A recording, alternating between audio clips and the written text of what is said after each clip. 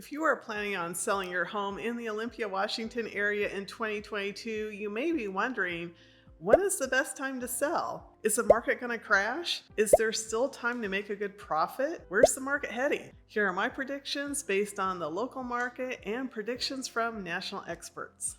I'll also give you my tips to help you make the most of the 2022 real estate market. Hi, I'm Francine Viola, Realtor in Olympia, Washington, and it is the end of December and we've had about a foot of snowfall, which is quite a bit for our area. So I thought today would be the perfect day to offer you my real estate predictions for 2022 since I'm not going anywhere. It is still a seller's market, and this seller's market will persist throughout 2022.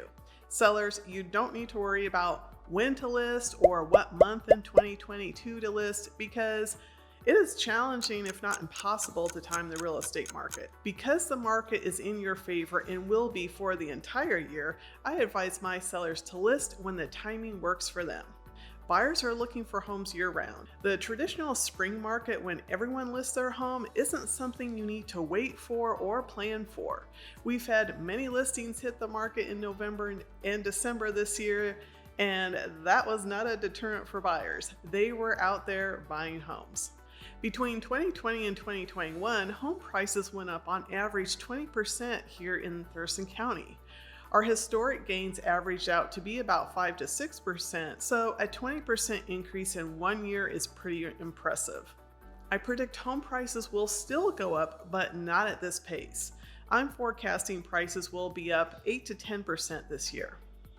Prices went up and will continue to rise because of low supply of homes for sale, coupled with high buyer demand for housing, low interest rates, low unemployment, COVID creating more virtual jobs where people could live anywhere, and Olympia's relative affordability.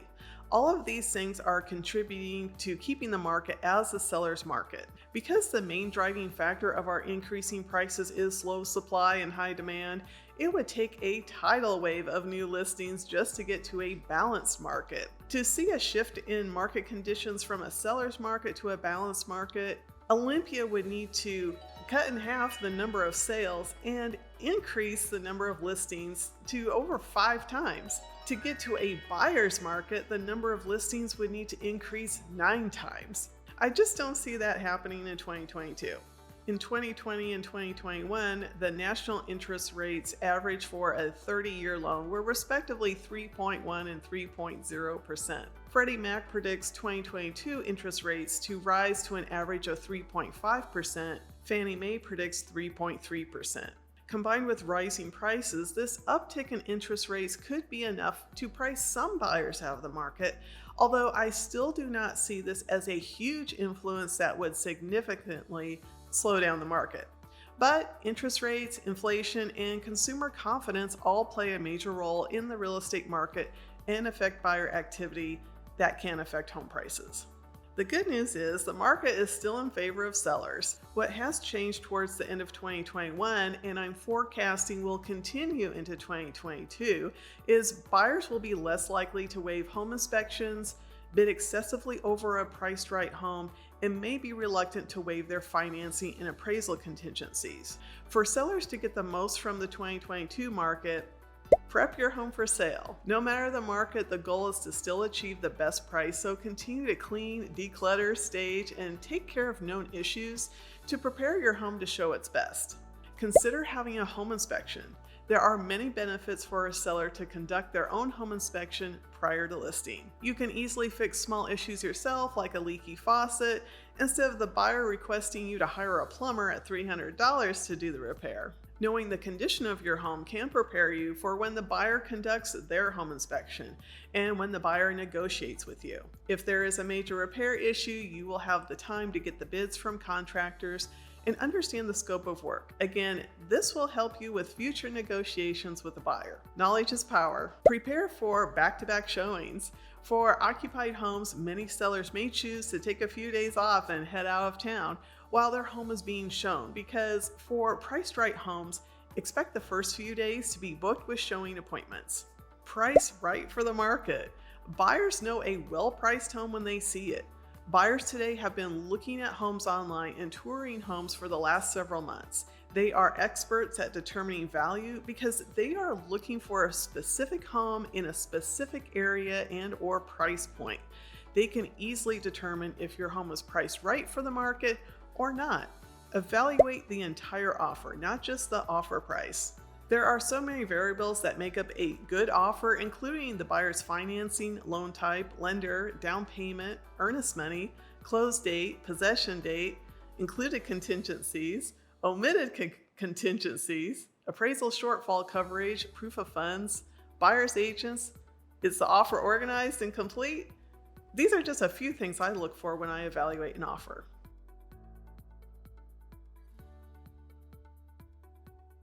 Great question, and the answer is different depending upon your situation. Very briefly, you may want to look at selling first and finding temporary housing. You may be able to negotiate selling your home and staying in your home after closing. By the way, real estate attorneys really hate this option and resoundingly disagree with this option. Or you can buy your next home first and then put your home on the market, which means you need to be able to qualify for a loan without relying on the funds for your current home. There is so much more on this topic. You can check out this video here and in the link in the description, but we need to discuss your particular situation to uncover the best solution for you. Finally, although it is a very strong seller's market, it doesn't mean it is an easy market. There is more to listing your home than sticking a sign in the yard.